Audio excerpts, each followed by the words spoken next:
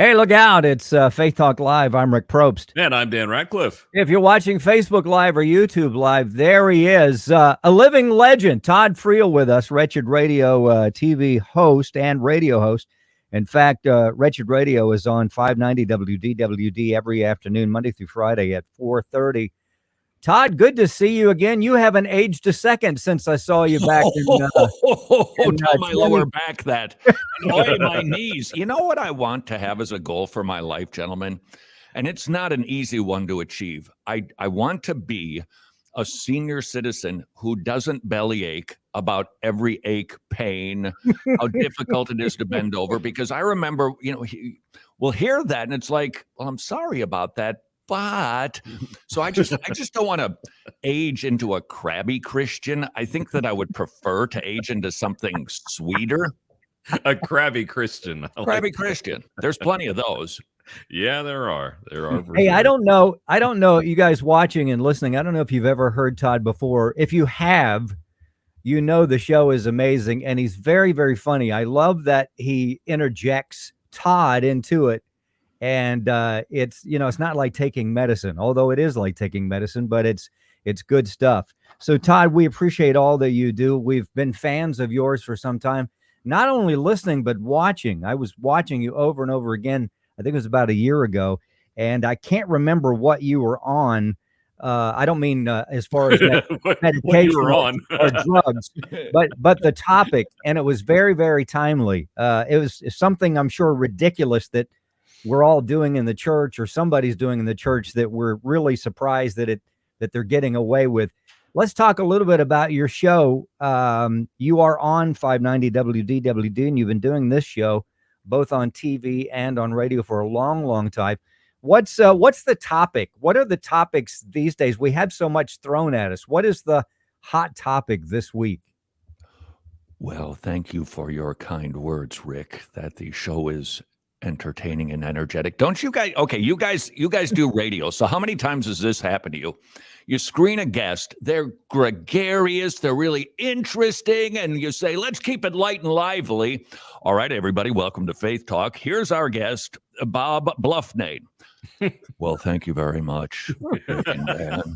Where'd you go? What happened to the amusing guy that... So thanks for insinuating that I do drugs. This is how ministries go right down the tube. And the insinuation that I've been doing this for a long time.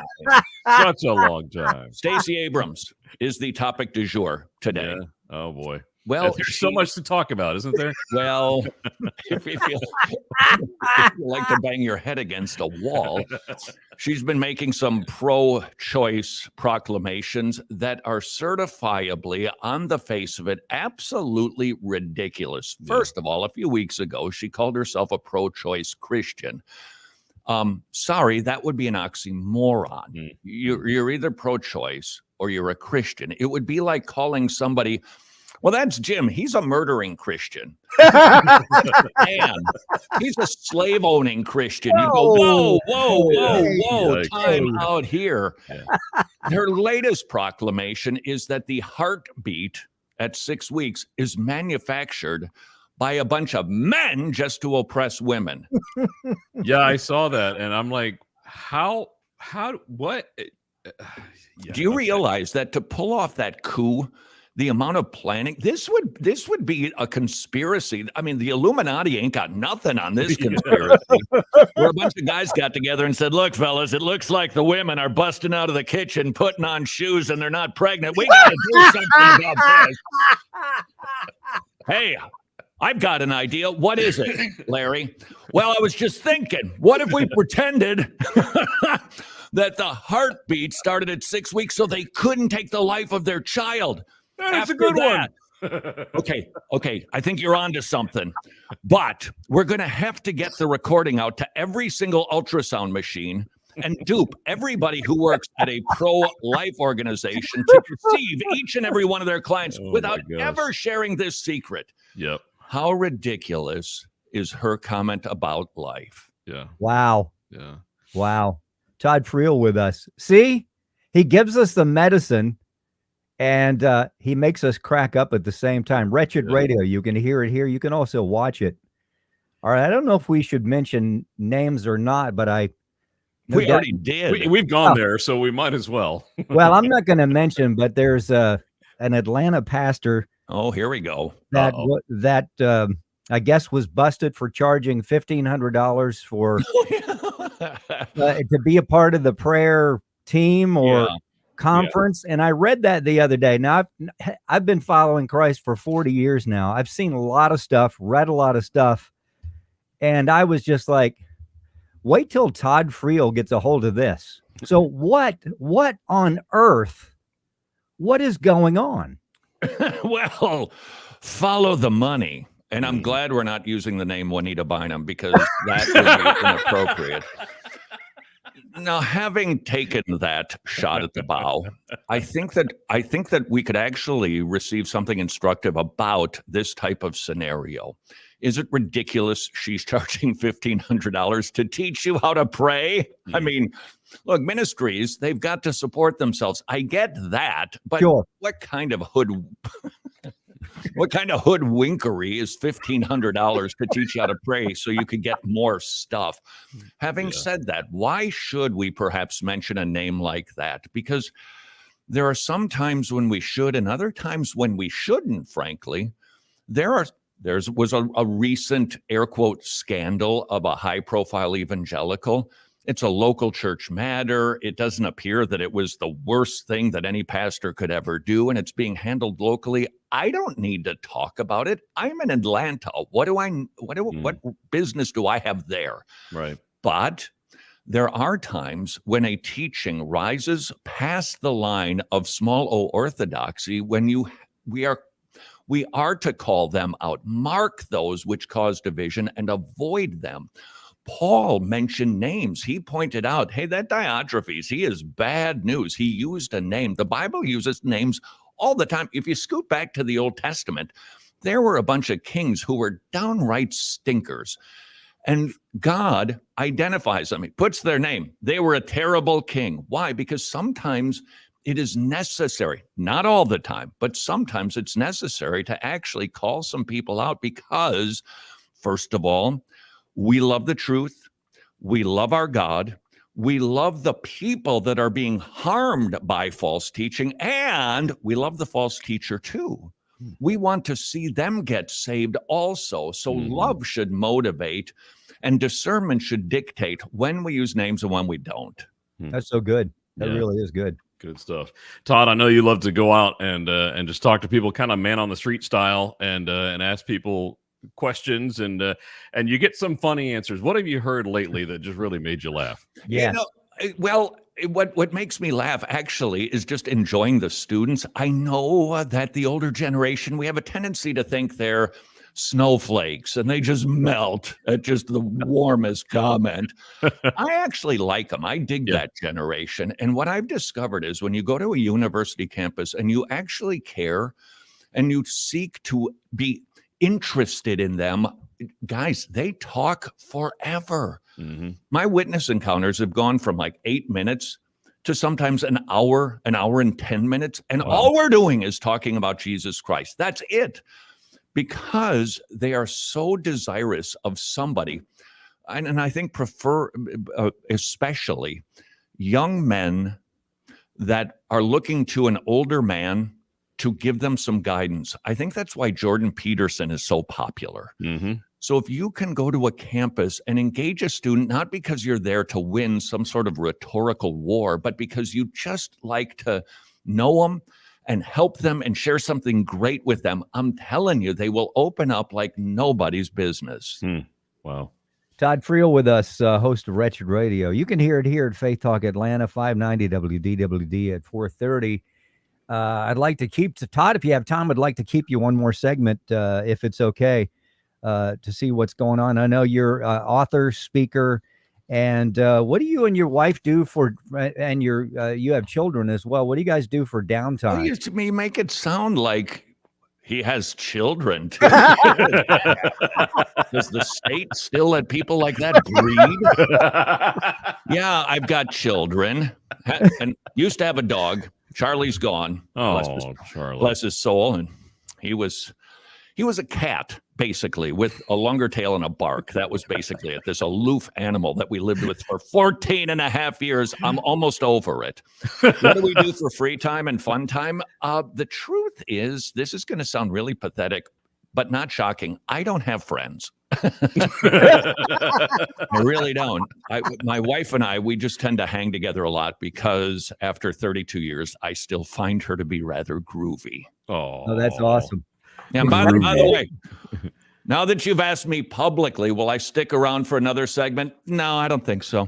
Probably turn that down. It's got a good point. Really? Oh, boy. Todd Friel, the host of Wretched Radio. You can watch him and you can listen to him on Faith Talk Atlanta, 4:30, Monday through Friday, 590. All right, what do you read for? Well, I hate to even ask this question. See, I know I kind of assume where we're going to go here. What is it that you read on your downtime? I know you read scripture, and you're such a wordsmith. You're such a. Can you hear that? What do I read? I bring home a stack about 2 inches thick every night to read theological articles and sometimes stories about breaking things here and there. But again, you've got to use discernment. You don't want to talk about every single Christian story that there is on the planet. It doesn't always edify. But I read that, and then I have a tendency to read books. Recently finished Dr. Peter Salmon's Reprobation and the Sovereignty of God. It's an excellent book. It is one that will just cause your brain to implode, but it helps us to explain, why does evil exist? That's a question that we get on the campus a lot. Yeah. So what's up with that? Yeah. We need to be able to explain it, and there is a way to explain it. Is it an explanation in a way that satisfies the question that the students are asking, or does it create more questions for them? Yeah, it sure can. So typically, if somebody asks a question like that, and it's funny that the response is pretty consistent. I'll ask, sort of Bill Clinton style, I'll answer your question with a question. Do you want the really easy, surfacey answer? Or do you want something deeper? And most of the time they go, no, take me deep. I want to get this. They really are interested because they are so adrift. This isolationism, post-COVID, social media. We are connected to more things than ever in the universe. And yet the kids are so lonely because pixels aren't people, and it's not a real relationship. That's good. When you go and talk to them, I'm telling you, they are like a cup that is empty, and you just pour some living water into it. Typically, then I will simply share with them something basic and simple, like, it's the old jewelry story. This illustration, guys, you probably heard it. You've been a Christian 40 years. You probably heard this 80 times. That when you go to a jewelry store to buy a diamond, they will put that diamond on a black cloth. Why? Because it makes the diamond shine. Evil is the black backdrop to God's goodness.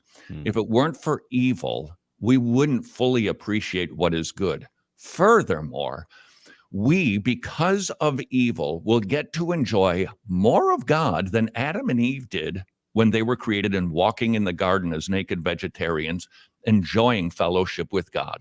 Yeah. Why? Because they couldn't appreciate his mercy. They couldn't understand his grace.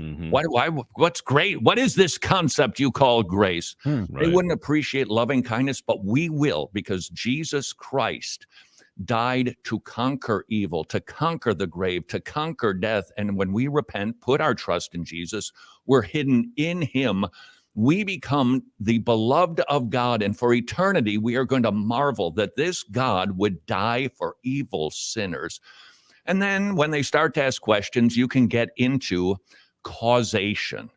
So who causes evil? Because it seems like a reasonable syllogism. All right, God is in control of everything. There's evil in the world. That means God is responsible for evil. No, he's not responsible. He's ordained it. He uses sin sinlessly, but he's never the author of it. He does not initiate it. He does not conduct it. Instead, he'll use formal causes and efficient causes. So think about it on a tier. God is the ultimate cause. He is sovereign over everything. There isn't a rogue molecule in the universe, but he will use formal causes, people, ideologies, religious systems, which will then trickle down to the efficient causer, which is us. We are the ones who commit the evil deeds. Therefore, we are the ones who are responsible, and God's hands are totally clean.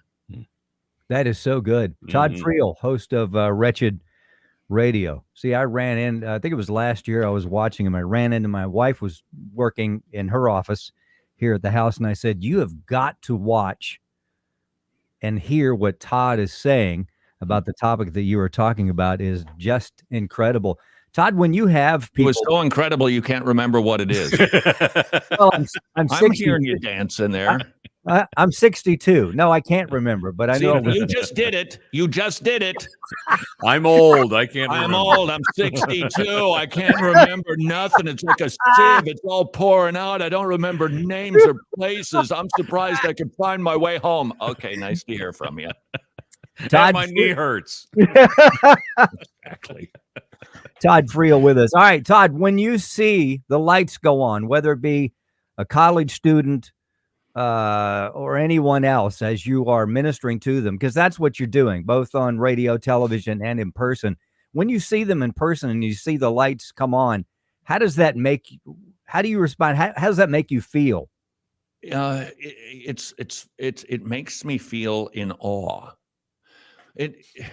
I know that the evangelical tradition is pretty fond of getting decisions for Jesus, but haven't we all seen the backsliding rates? Oh, yeah. If you look at any mass crusade, 90% of the people are never found again inside of a church. So they make some sort of an emotional response to the gospel, but they aren't born again, because we must be born from above. God has to do the regenerating work. My only job is to go out and proclaim it and leave the rest to him, which lets us off of the hook of thinking, oh, I should have said this. Oh, why didn't I say that? Well, you didn't say it because God didn't want you to say it. And he'll use what you did say for his purposes, which, by the way, is an encouragement to parents who have prodigal teenagers. What happened to my kid? I trained him up in church. Salvation is of the Lord. If you are faithful, rest in that. Pray like a nobody's business that God would save your child, because he loves to save prodigal children. You're not responsible for anybody's salvation, and I am not either. So when I go to a campus and I see the Holy Spirit working on somebody, because that's what it is. If somebody they're getting nervous, they're like, okay, so what am I supposed to do? You know, the Holy Spirit is convicting them of sin, righteousness, and judgment. It's a supernatural work. And quite honestly, guys, when I see somebody, and it does happen on occasion on the campus, when somebody is getting saved, like on the spot, the last thing I want to do is sit there and say, okay, so repeat after me now. Dear Lord, I know I'm a sinner. Dear Lord, I know I'm a sinner. You just want to get away from it, because you know the Lord is doing a supernatural work in making this dead soul born again. So when I see it happening, fellas, it's kind of awesome and scary. Yeah. Wow. Yeah. All right, Todd, real quick question before we have to let you go here. Just saw a story the other day about how by 2070, a study shows that less than 50% of Americans will be Christian. Thoughts on that? And well, how many people would you like to agitate right now, fellas? all of them. Come on, Todd. Well, then let's take a look at the cause for this decline. Yeah. Government is downstream from the headwater of religion. Protestant Christianity has been the predominant religion in the United States since its founding. Now we're on the wane, and they're predicting it could be as early as 2045, but they're really thinking 2070, like you cited. We could be the minority religion. Okay, who's the cause of that? Who's the one who is somehow winning the moral war? And the answer is, we are not participating on the field, the battlefield that is the one that affects the headwaters. Look, we're all agitated about the politics these days. Believe me, we just so consternated about these kooky thoughts that they're making into law. All right, 1 Corinthians 2. Spiritual things are spiritually discerned. We have a tendency to think if we can get people's brains in order, then they're going to believe. Not the way it works. 1 Corinthians 2, spiritual things are spiritually discerned. They must get saved, then God fixes their thinking. So if we don't like the stinking thinking that's happening in Washington or in Atlanta, we need to get to their hearts, which means we need to be preaching the gospel. This statistic should be a wake-up call for the church. We have stopped being obedient to the Great Commission to go and make disciples. Look, I get that politics, at least with this current system, it can affect human beings. It's real. It has an impact, and it can either promote flourishing or it can promote evil and deprivation. So we get that, but our job isn't to fix a nation. Our job is to preach the gospel. Somewhere along the line, the evangelical church dropped the football. And I might suggest to you, and just in case we haven't agitated everybody yet, it's the seeker-sensitive movement that determined, hey, this is what, the culture is changing. Duh, it always changes. The culture is changing, and we're appearing out of date, which is always the bellwether that you're going to become liberal lickety-split. So let's start doing church the way the pagans want. Let's go ring their doorbells and ask them, what would you like church to be? Okay, that's what we'll make it. Won't you please come? And then we amuse them by being relevant and playing Duran Duran for the worship song. How contemporary is that? And inevitably, you've got some jean-wearing, untucked shirt pastor who comes out, hey, everybody, how's everybody? And we're doing church. We've turned them into silly centers. So there's many good pastors out there. Don't get me wrong. There's good, faithful guys out there. But so much of evangelical Christianity is doing church for the goats. We need to be feeding the sheep and then sending them out to find the other sheep. Inviting somebody to church is not evangelism. It's a perfectly fine thing to do, but it's not evangelism. Evangelism is we go, we find a sinner, and they're everywhere, and we witness to them. So if we don't like what's happening politically, if we don't like what's happening morally, then we need to recognize this is not a political battle that Christians are engaged in. This is a spiritual war, and we've got to pick up the weapons that God has given. It's a two-edged sword, and wield it. That is the hope for America. There you go. Wow. Todd Friel, host of Wretched Radio. You can hear him here at Faith Talk Atlanta. That's just a sample of what you'll get Monday through Friday. Go to wretched.org to find out more. Watch his videos as well. Just some good stuff. Todd, thank you so much. We appreciate you. We really do. Would love to catch up with you maybe in December. And I'll what was I going to say? I don't know. Have me bring some Christmas joy. I'm just speechless is what I am. Yeah. Let me just do a shout out for you guys. Honestly, the power of local Christian radio is massive, and we sometimes take it for granted. We just turn on our radio and boom, there you are. Well, that doesn't happen magically. That happens with a lot of effort and a lot of faithfulness, a lot of hard work. So thank you guys for what you do. We appreciate it. Yeah, we do. Really do. Todd Friel, check it out today. Wretched Radio. Let's take a break. We'll be right back. I'm Rick Probst. And I'm Dan Ratcliffe. This is Faith Talk Live.